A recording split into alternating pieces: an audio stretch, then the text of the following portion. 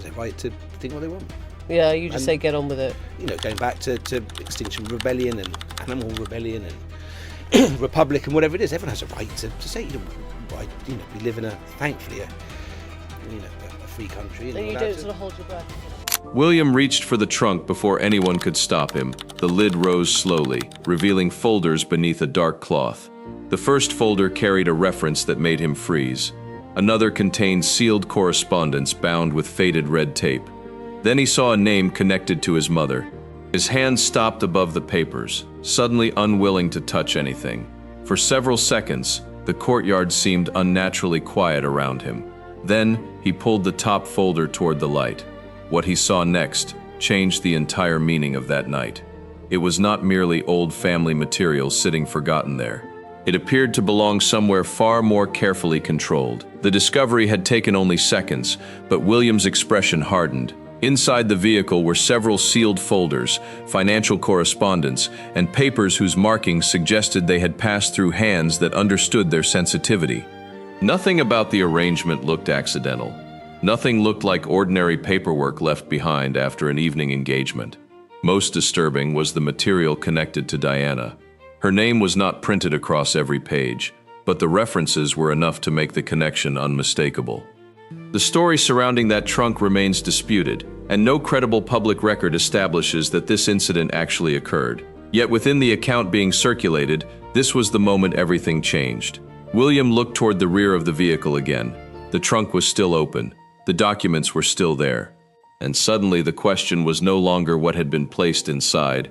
It was why anyone would carry material this sensitive into a location where security was designed to notice exactly this kind of thing. The timing made it worse. The vehicle had arrived under circumstances that had already attracted attention.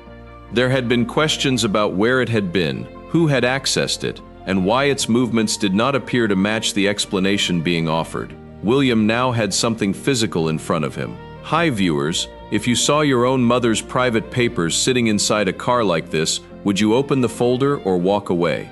Tell the truth in the comments, because your answer says a lot about what you would do. And if you believe sensitive family history should not simply disappear behind closed doors, subscribe, like this video, and share it with someone who follows royal stories. Staying silent is easy. Asking questions is harder. William did not close the trunk. He reached for another folder instead. This one was heavier, filled with copies of correspondence rather than handwritten pages. Several names had been obscured in the account, but the financial references were clear enough to raise another question. Why were financial records sitting beside personal material connected to Diana? The two categories should have had nothing to do with one another. Yet there they were, placed together beneath the same dark covering. William's attention moved from one document to another. Then he noticed something near the bottom of the stack.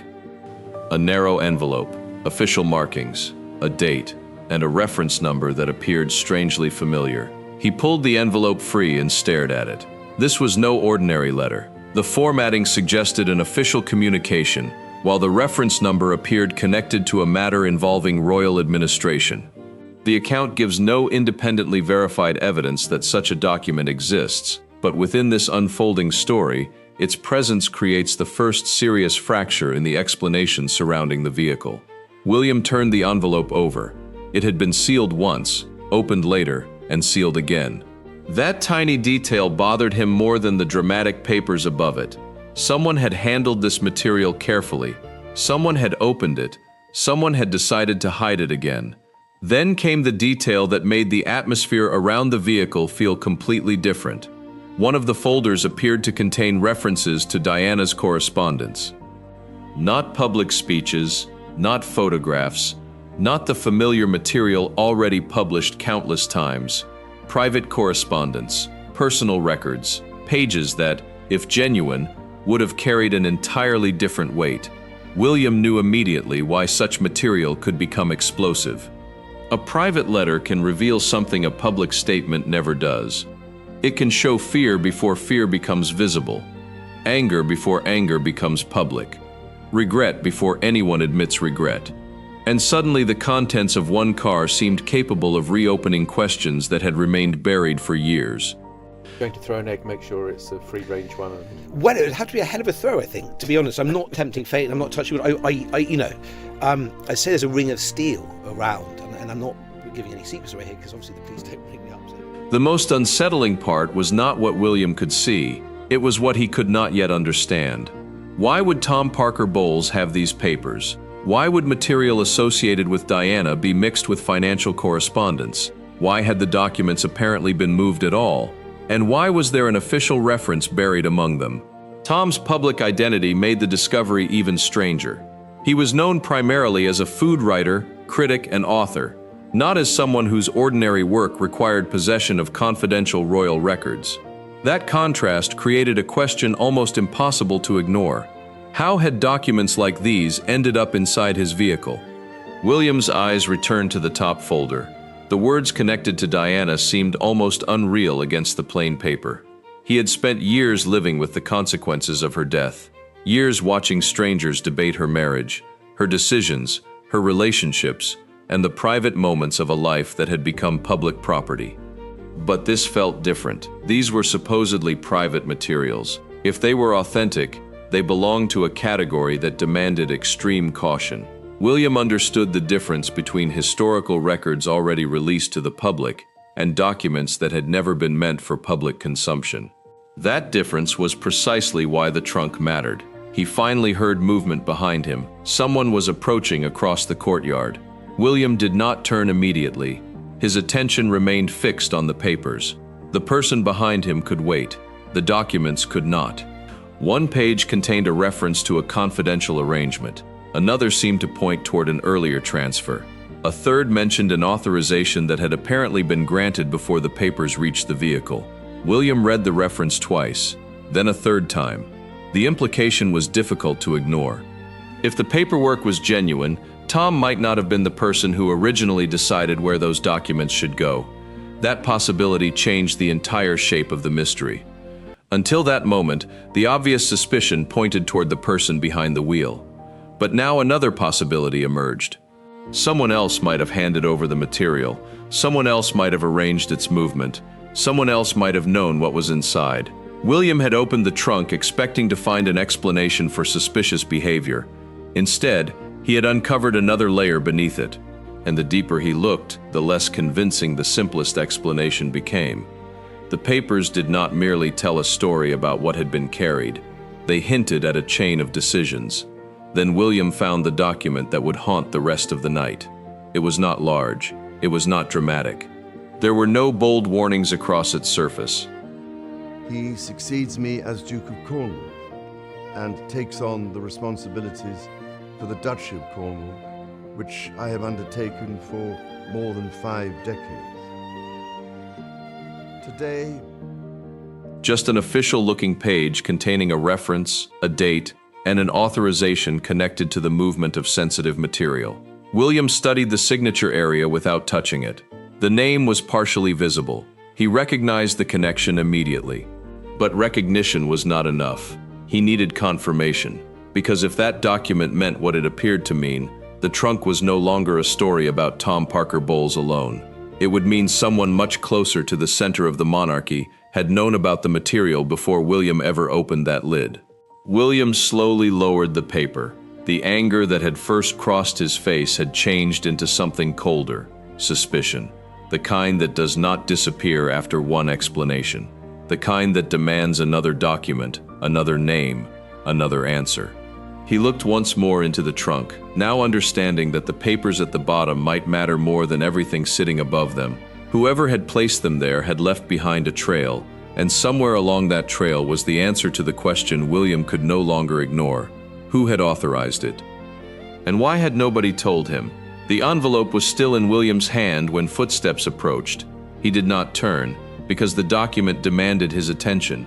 Another figure entered the courtyard, stopping several paces behind him. The trunk remained open, exposing everything beneath the dark covering. Then William asked the question nobody nearby wanted answered aloud. Who had authorized the movement of these papers before tonight? The silence that followed seemed longer than the question deserved. Nobody immediately stepped forward with an explanation that made sense. William lowered the envelope, but he did not close it. Whatever happened next would depend upon that answer. The first response was careful, almost painfully measured and restrained.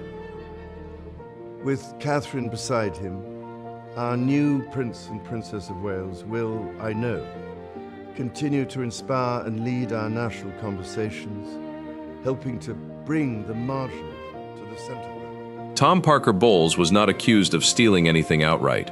The concern centered instead upon possession, movement, and unexplained timing.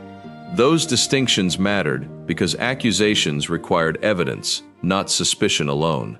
Yet suspicion was already spreading through the courtyard that night. Tom's explanation arrived quickly, but its simplicity raised problems immediately.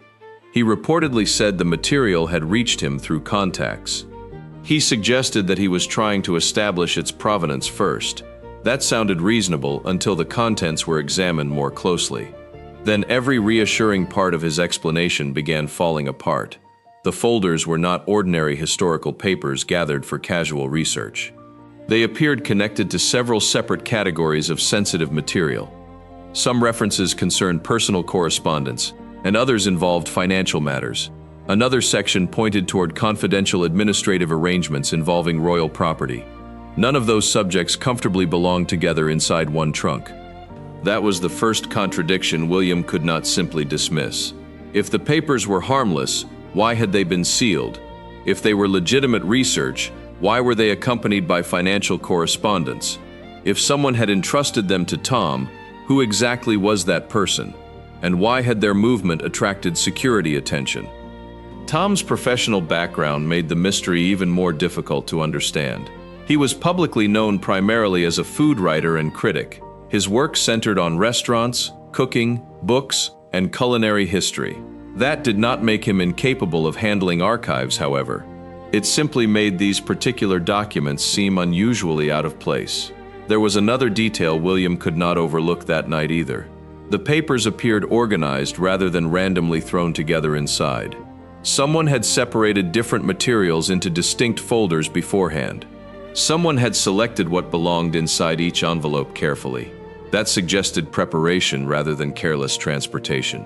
I am proud to create him Prince of Wales, Tywysog Cymru, the country whose title I've been so greatly privileged to bear during so much of my life of duty. William returned to the folder containing Diana-related references. He did not need to read every page to understand their sensitivity. The possibility of private correspondence alone changed the stakes immediately. Personal letters could contain emotions never intended for public examination. They could also resurrect arguments believed settled long ago, and that was precisely where the atmosphere became uncomfortable for everyone. Diana's name carried consequences far beyond ordinary family history. Anything connected to her private life attracted intense public interest. Anything suggesting previously unseen correspondence could become enormously valuable. Whoever possessed authentic material therefore possessed something potentially explosive. William asked where the folder had come from originally. Tom's answer reportedly involved another person connected with historical documents. The identity of that person became the next immediate question, but the answer did not resolve anything for William. Instead, it created another gap in the chain of custody. Because if Tom received everything from someone else, then responsibility shifted. The person supplying those papers suddenly mattered more than Tom himself. William needed to know whether that person possessed legitimate authority. He needed to know whether the documents had been copied legally. Most importantly, he needed to know why they moved. The financial papers made those questions considerably more serious than before. They contained references to transactions, correspondence, and confidential arrangements. Nothing in the material automatically proved wrongdoing, but patterns mattered. Several references appeared connected by dates and administrative numbers. Together, they suggested a history extending beyond that evening. William began separating the folders according to their apparent subjects. Personal material went aside. Financial correspondence followed. Administrative records remained stacked together. The process revealed something nobody had noticed initially. One reference number appeared repeatedly across documents from different categories. That repetition suggested a connection between them. He asked for the reference to be checked immediately against internal records. The request created another uncomfortable pause among those present nearby. Nobody wanted to speculate before seeing the official record. Yet everyone understood what verification could potentially reveal. If the number matched, the situation would become much larger. The check reportedly produced a result that changed William's expression. The reference existed within a royal administrative system. That alone did not prove anything sinister had happened. Official records can involve routine transfers, permissions, and archival procedures. But this particular reference appeared connected to sensitive material. William now had two competing possibilities confronting him directly. Either Tom had misunderstood what he had been given, or someone had deliberately placed sensitive documents within his reach. The second possibility carried a far greater implication. It meant the trunk might be only one piece of something larger. Then came the question that had been avoided since discovery began. Why bring the material there at all? If Tom intended merely to protect it, another location existed. A secure office, archive, or private storage facility would have sufficed. Bringing sensitive papers near senior royals created unnecessary exposure. That detail became impossible to explain away as simple carelessness. Security around royal locations exists precisely to prevent unexplained movements. Vehicles, luggage, visitors, and deliveries are routinely treated cautiously.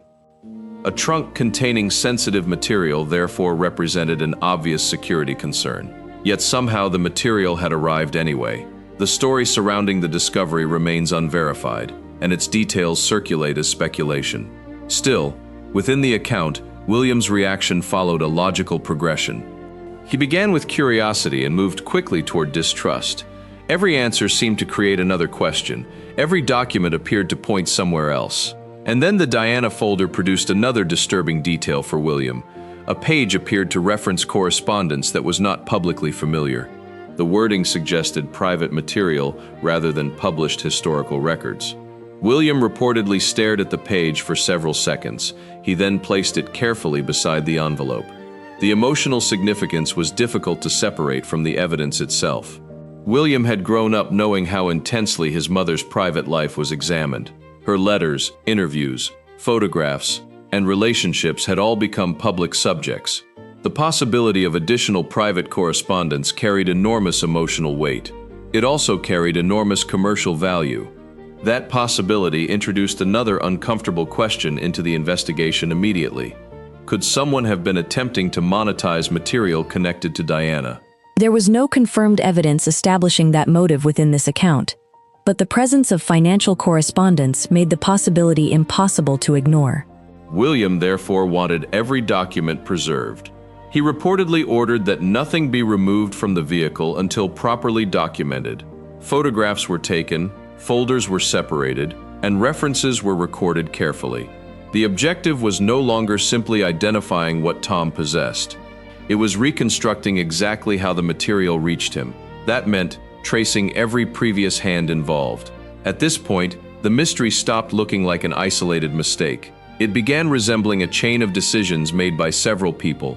Someone had obtained the documents, someone had transferred them, someone had transported them, and someone apparently knew enough to create an authorization trail. That final possibility bothered William most of all. An authorization meant permission had existed somewhere in the process. Permission implied knowledge, even if that knowledge was limited. Knowledge meant somebody inside the system had encountered the material before. William now needed to identify that person. The search turned toward the dates printed across the documents. One date preceded another by several weeks. Another appeared later, suggesting an additional transfer. The sequence did not fit the simple explanation offered initially. The papers had apparently moved through multiple stages before reaching Tom. Then William noticed something even more revealing than the dates themselves. One document referred indirectly to an earlier authorization. The wording was cautious, almost deliberately vague. It did not name the person responsible in obvious terms. Instead, it pointed toward an office with authority to approve sensitive movements. That was the moment the mystery moved closer to the center. William was no longer investigating Tom's personal decision alone. He was tracing an institutional trail through the royal system. The question became increasingly uncomfortable with every step forward. Who inside that system had known what was happening? The answer could not safely be guessed from the paperwork alone. William needed the original record, not a photocopy or summary. Copies could be incomplete, altered, or stripped of context. The original would contain dates, signatures, references, and annotations. Those details could determine whether the authorization was genuine. He requested the original document immediately, and the response was unexpected. The file could not be produced at that moment. That did not prove concealment, but it created suspicion. A record apparently important enough to reference the transfer was suddenly unavailable. William's patience began to disappear. He looked again toward the trunk, then toward the officials nearby. The papers had already changed the atmosphere around everyone present. Nobody was treating them as ordinary belongings anymore. The discovery had become a problem requiring containment and verification. But William wanted neither silence nor convenient explanations. He wanted the complete chain from beginning to end. Who possessed the material first? Who transferred it, and why? Who approved the movement, and under whose authority was it done? Why had Tom carried everything into a sensitive location, and why had William been left unaware? Then the answer to one question appeared unexpectedly within another document. The reference pointed toward an authorization connected to the highest level. William recognized the significance before anyone explained it. The name itself was not fully visible yet, but the implication was already enough. He lifted the document closer to the light and studied it. There was no dramatic warning printed across the page. Nothing screamed scandal or betrayal from its surface. It looked ordinary, almost disappointingly bureaucratic. That made the discovery more unsettling rather than less. Because ordinary paperwork can hide extraordinary decisions when nobody asks questions. William had started the night believing the trunk might contain an explanation. Instead, it contained a trail leading deeper inside. The more carefully he examined that trail, the less likely coincidence became. Something had connected these documents long before tonight. The crucial question was no longer whether Tom had the papers. William could see that he did, at least within this account. The real question was whether Tom understood their significance. If he did, his explanation became harder to accept. If he did not, someone else had manipulated the situation.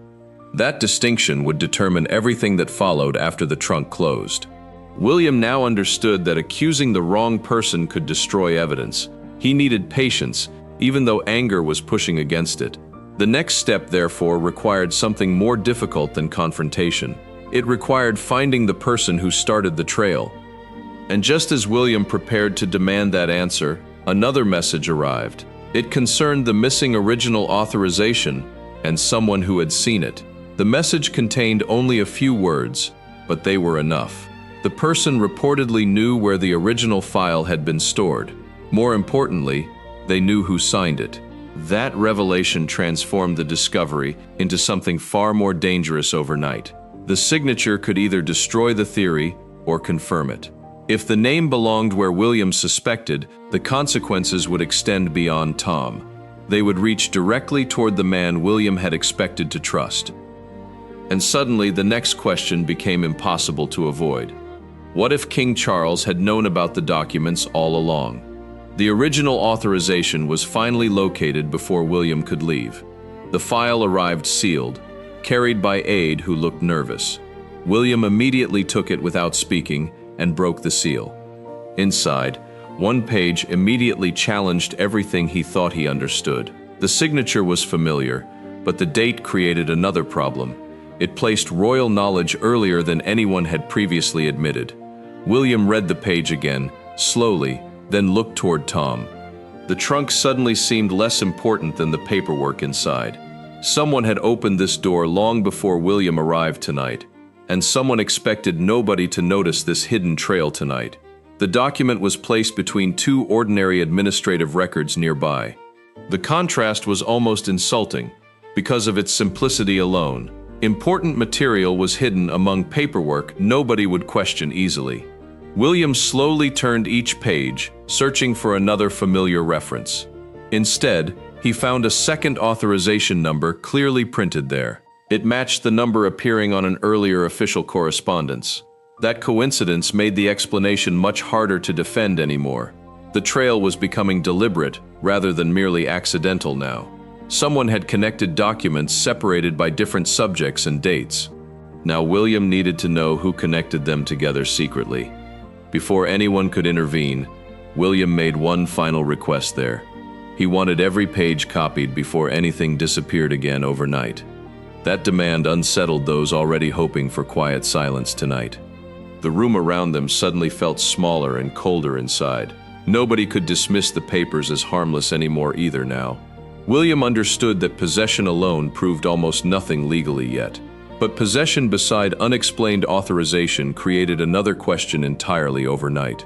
Whoever supplied those documents had expected someone eventually to notice. That possibility made Tom's silence suddenly more significant too now, and William was no longer willing to accept uncertainty quietly. Tom's position was complicated by facts already publicly known outside. He was Camilla's son and a food writer professionally already. His career gave him legitimate reasons to study royal history, but that did not explain these particular papers appearing there. His royal connections also made the situation more sensitive immediately, yet connection alone did not establish guilt or wrongdoing there. That distinction mattered because rumors can become accusations overnight quickly.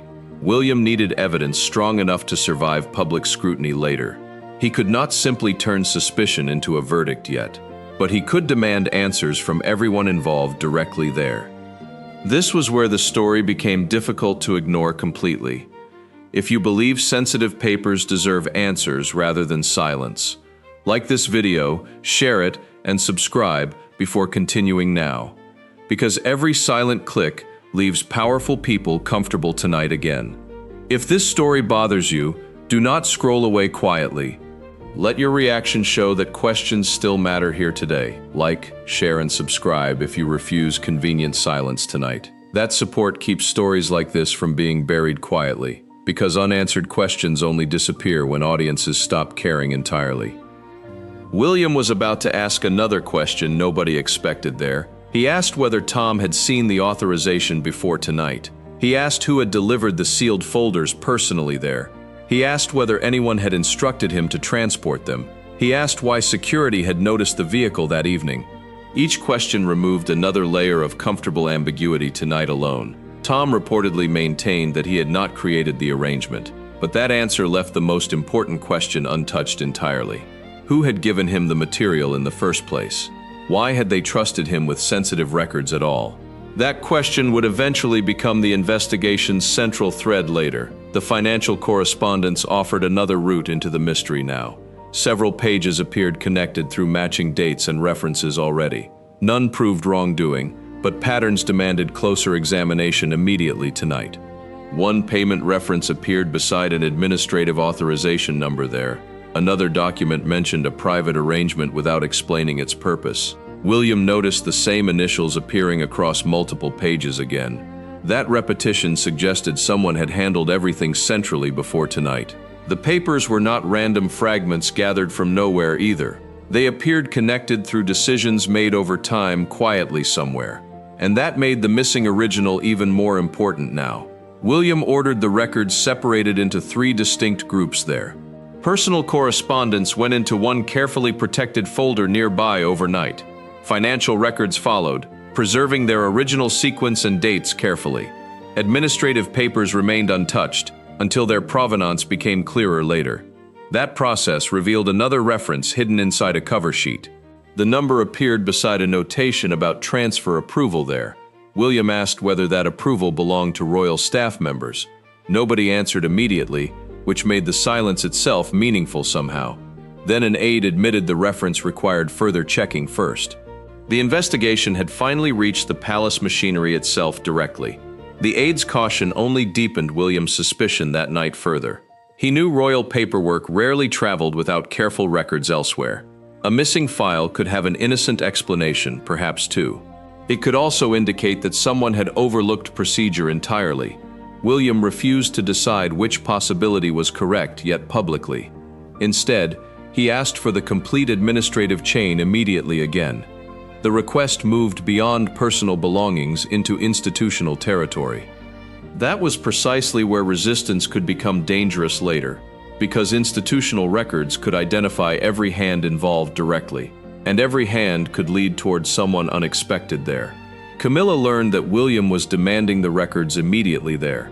Her reaction, within this account, was not simple anger alone. She understood the material could create consequences for Tom personally. She also understood Diana's name would dominate everything publicly again. That combination made any careless response potentially disastrous later too. Camilla reportedly urged caution, rather than immediate confrontation there instead. She wanted the documents secured before accusations became headlines everywhere.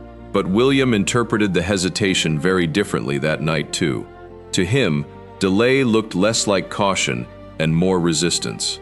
And resistance made him even more determined to continue forward. The next clue came from a financial reference number there. It appeared beside a date predating Tom's reported possession already. That date mattered because it placed someone else earlier too. William asked for records corresponding to that exact reference immediately. The response came slowly, followed by another uncomfortable pause there. Those records apparently belonged to an internal administrative file somewhere. The file concerned movement of material between private locations beforehand.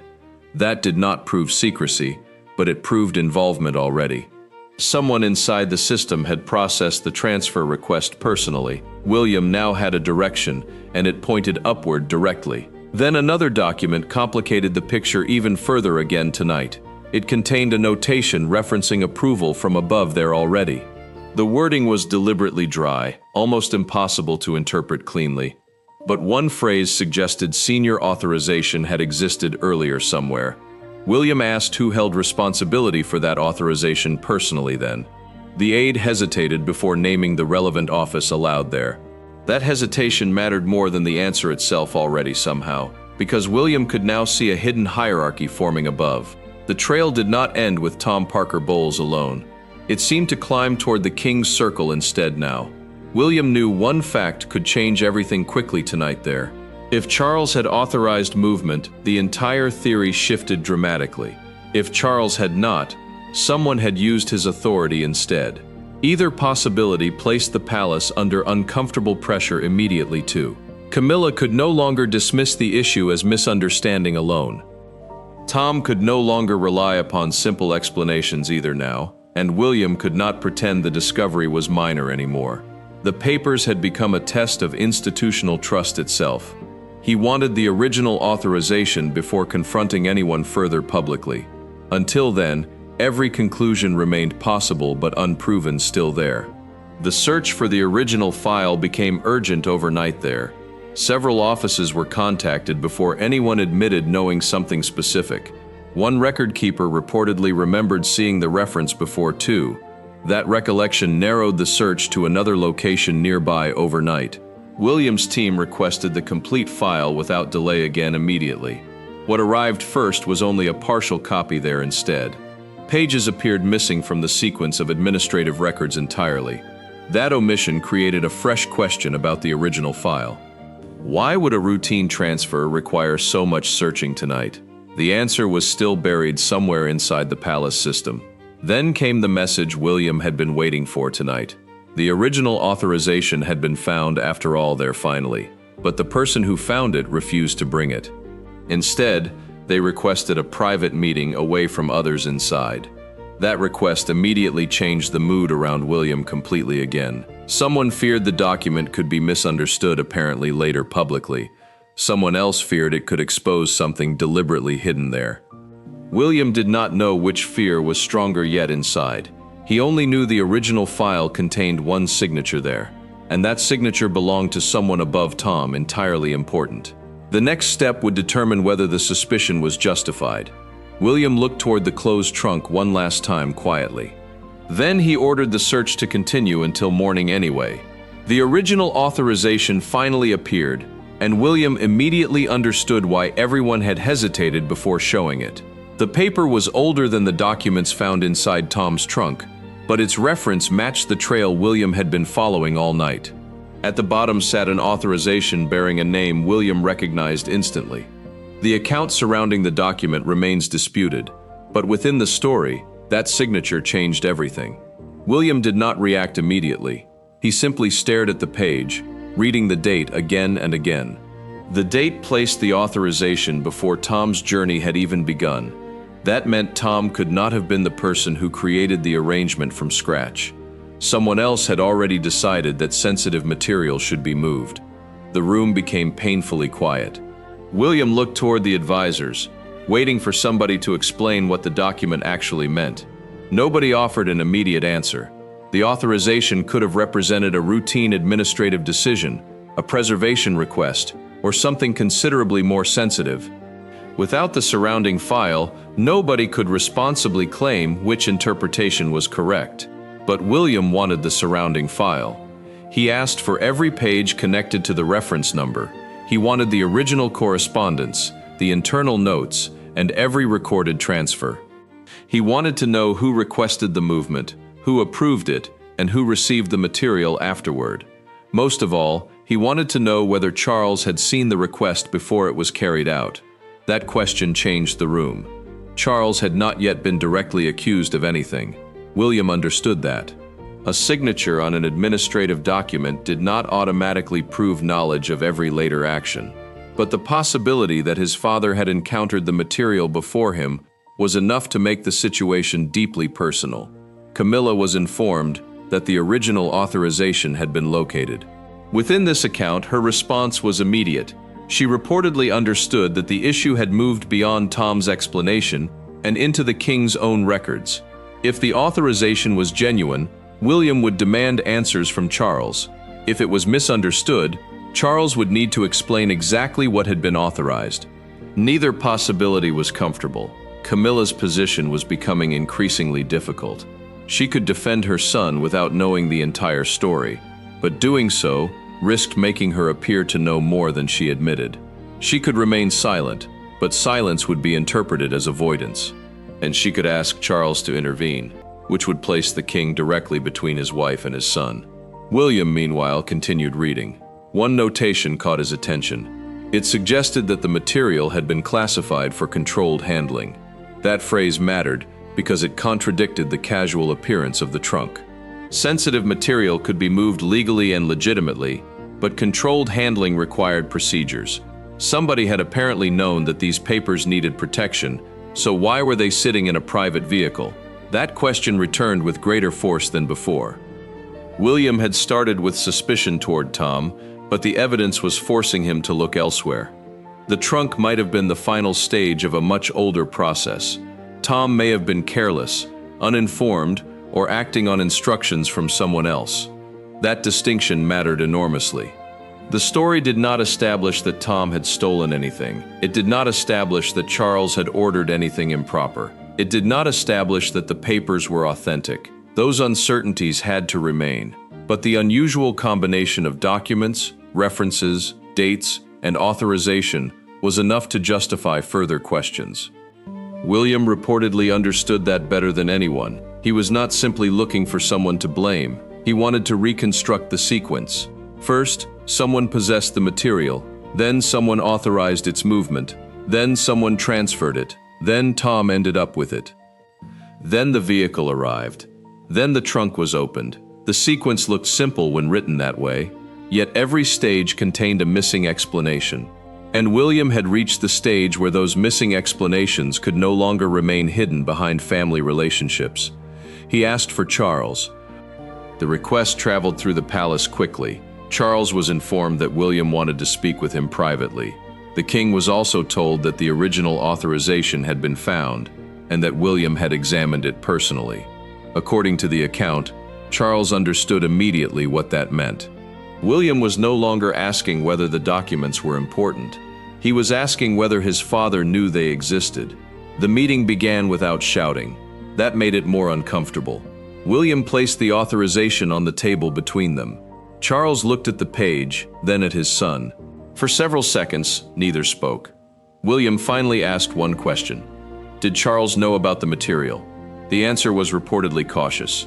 Charles acknowledged that he had been aware of an administrative matter involving historical records, but that acknowledgement did not answer William's actual question. William wanted to know whether Charles knew that material connected to Diana had been transferred. Charles did not immediately confirm that he had. Instead, he asked William where he had obtained the information. That response intensified William's suspicion. He explained that the papers had been found inside Tom's vehicle. He explained that security had already raised concerns about the vehicle's movements. He explained that the documents contained references to Diana, financial correspondence, and an authorization linked to royal administration. Then he placed the document directly in front of Charles. The king's expression reportedly changed. That reaction became one of the most important moments in the story. Charles was not necessarily shocked by the existence of an authorization. He appeared more concerned about what William believed the authorization meant. William noticed. He asked the question again. Did Charles authorize the movement? This time the silence lasted longer. For William, that silence carried emotional weight beyond the paperwork. He had spent years watching his family manage painful subjects through restraint, private conversations, carefully prepared statements, and public composure. Now he was sitting across from his father with a document that appeared to connect the palace directly to material involving his mother. William did not want another carefully constructed explanation. He wanted the truth. Charles reportedly explained that an authorization did exist, but its purpose had been misunderstood. According to the account, the document related to the controlled preservation or movement of historical material, not an instruction to hide Diana's private correspondence. That explanation created another problem. If Charles had authorized preservation, who decided that Tom should have possession of the material?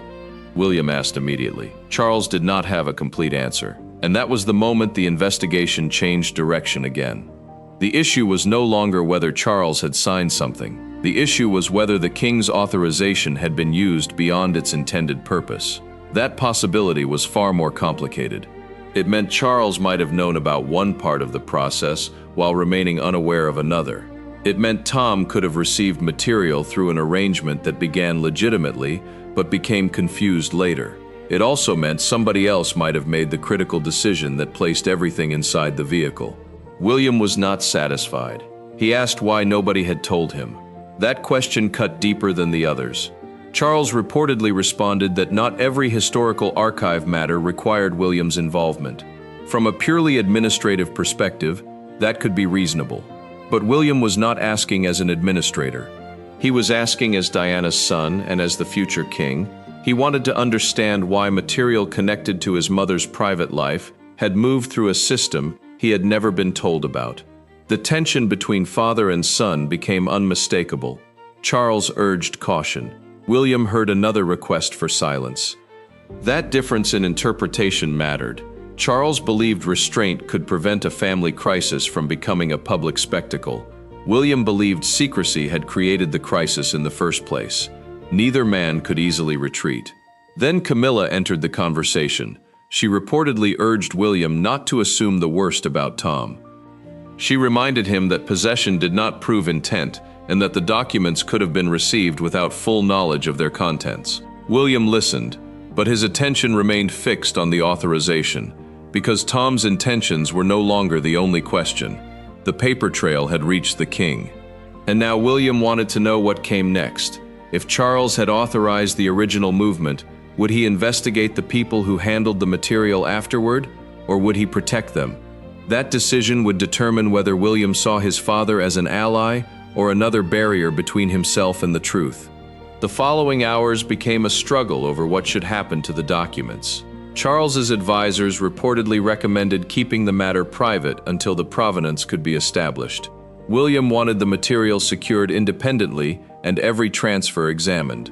The disagreement became sharper when one advisor warned that public disclosure could trigger another wave of speculation surrounding Diana. William's response was reportedly simple. The speculation already existed. The question was whether the palace intended to answer it. That statement captured the emotional heart of the confrontation. For decades, Diana had remained one of the most intensely examined figures in modern British history. Her life had been discussed, photographed, analyzed, criticized, defended, and repeatedly reconstructed. Yet private material carried a different moral weight. William believed that if genuine private records existed, they deserved protection. But protection could not mean disappearance. That was the line he was drawing. And if that line matters to you, this is the moment to decide whether you are going to let another royal mystery disappear beneath silence. Subscribe, share this story, and leave a like if you believe powerful institutions should answer difficult questions instead of simply waiting for public attention to move elsewhere. A single click may seem insignificant, but millions of silent viewers are exactly how uncomfortable stories become forgotten.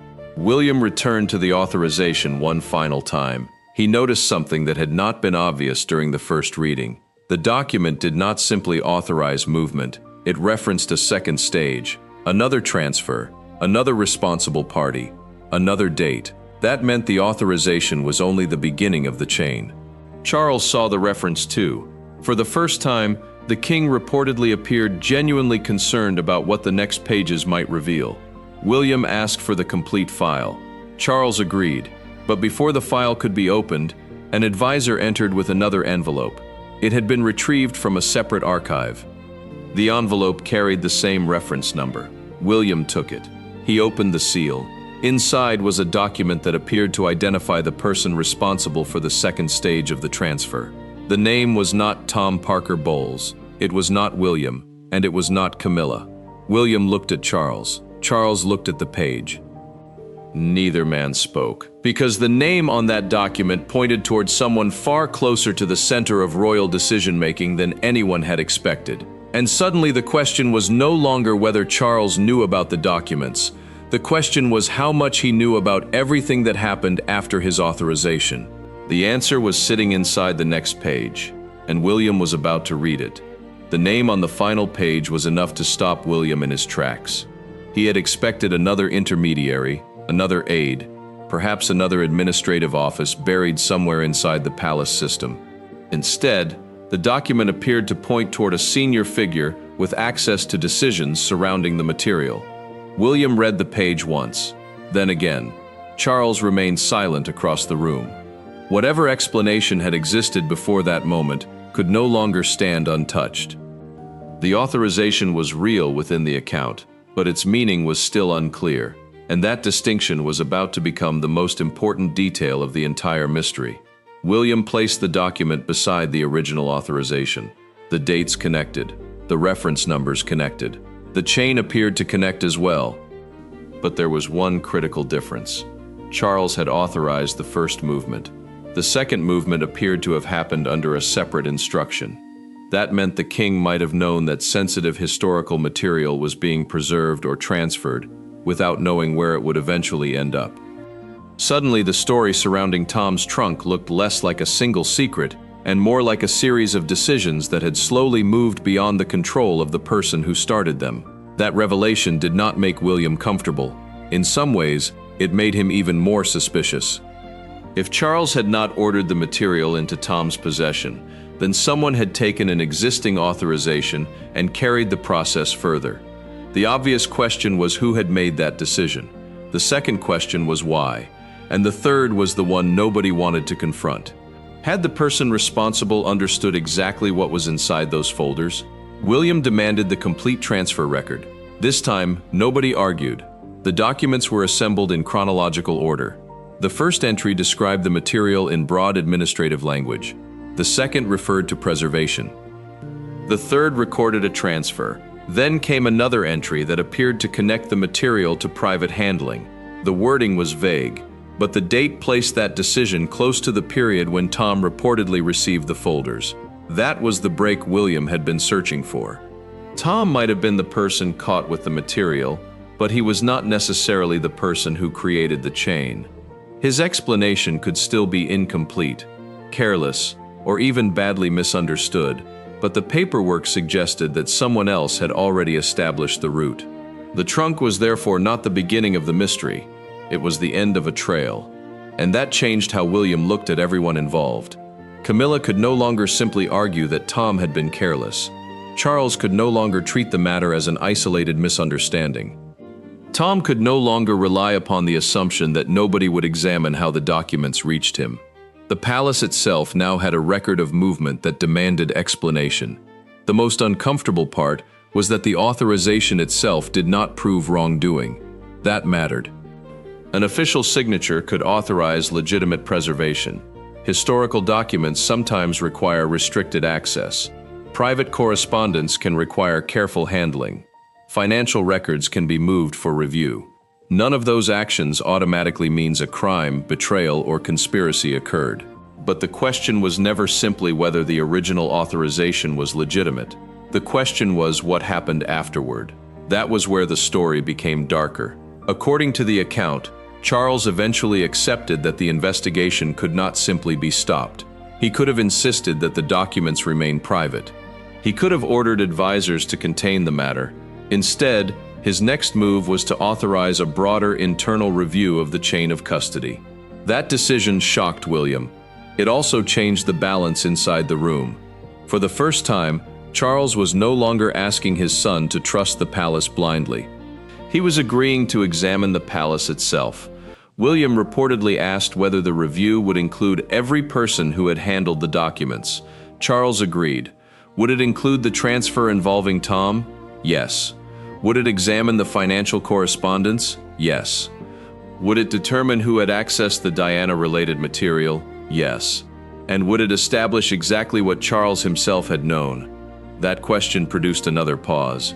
Then Charles reportedly agreed to that too. For William, that was the moment the confrontation stopped being about winning an argument. It became about establishing a record that could survive beyond the family. Whatever the truth ultimately proved to be, the paperwork would have to speak for itself. The emotional damage, however, could not be repaired by an investigation. William had wanted an answer from his father, not another file number. He had wanted to know why material connected to his mother had moved through a system without his knowledge. Charles could offer explanations about administration and preservation, but none of them erased the feeling that William had once again been left outside a decision involving Diana. That wound was deeper than the trunk. The trunk had simply exposed it. Camilla faced a different problem. Her son was now connected to a controversy that had grown far beyond the original discovery. Yet the available account did not establish that Tom had stolen the material or intended to exploit it. What remained was a disturbing question about judgment. Why had sensitive documents been transported in his vehicle at all? Even an innocent explanation would have to account for that decision. Tom's position therefore remained uncertain. He could have been protecting material. He could have misunderstood its significance. He could have followed instructions without understanding their origin. Or he could have known more than he admitted. The evidence did not settle that question. And that uncertainty is precisely what made the story so difficult to close. The Diana material created another emotional complication. If the correspondence was genuine, its existence represented more than historical value. It represented a private part of a woman whose life had already been exposed to extraordinary public scrutiny. William's instinct was therefore understandable. He did not want his mother's most intimate words turned into another commodity for public fascination. But protecting someone's privacy and hiding uncomfortable history are not always the same thing. That distinction would remain at the center of the investigation. The palace could not simply declare the matter resolved. William could not simply accept every explanation, and the public could not know which parts of the story were supported by records and which belonged to rumor. That is why the final document mattered so much. It did not provide a clean villain, it provided a chain, and chains can be followed. If this is the kind of royal mystery that deserves to be questioned instead of quietly forgotten, do not let the story disappear now. Like this video, share it with someone who follows the palace, and subscribe. Because every time people refuse to look away, every unexplained document becomes harder to bury. Doing nothing costs nothing, but it also gives unanswered questions room to disappear. William eventually stepped away from the table. The original authorization remained behind. So did the folders. So did the financial correspondence. The trunk itself could be closed, but closing it did not erase what had been discovered inside. The account leaves three questions hanging over the entire affair. Who originally supplied the material? What did Tom know when he placed it inside the vehicle? And how much did Charles know before William ever opened that trunk? Those questions matter because the final revelation did not prove that Charles had ordered Diana's private material to be hidden. It suggested something more complicated. Charles may have known that sensitive historical material existed. He may have authorized its preservation or movement. But somewhere after that decision, another person appears to have taken responsibility for the next stage. That person became the missing link. And until that link is properly explained, every answer remains incomplete. For William, however, the most painful discovery was not necessarily what sat inside Tom's trunk. It was the realization that the palace had maintained layers of information around a subject that had shaped his entire life. The documents had forced a private family wound into the open again. The king could investigate the paperwork. William could demand transparency. Camilla could defend her son. Tom could explain his decisions, but none of them could return the night to the moment before William lifted that trunk lid. That was the irreversible moment. One movement of his hand had exposed a chain of questions that nobody could comfortably close. And perhaps that is why the story continues to attract attention. Not because a single folder can explain decades of royal history, but because a seemingly ordinary object can become dangerous when it contains something powerful people believed should remain unseen. The trunk was closed, the documents were secured, the investigation had begun, but the real mystery was still waiting somewhere inside the paper trail. And if that final unanswered question is ever resolved, the most important name may not be Tom Parker Bowles. It may not even be King Charles. It may belong to the person who moved the material after the king's authorization, the person whose decision transformed an ordinary administrative process into the mystery William eventually uncovered. That is the part of the story that remains unresolved. And until someone can explain exactly who made that decision, why they made it, and what they knew when they did, the trunk may be closed, but the questions surrounding it are anything but.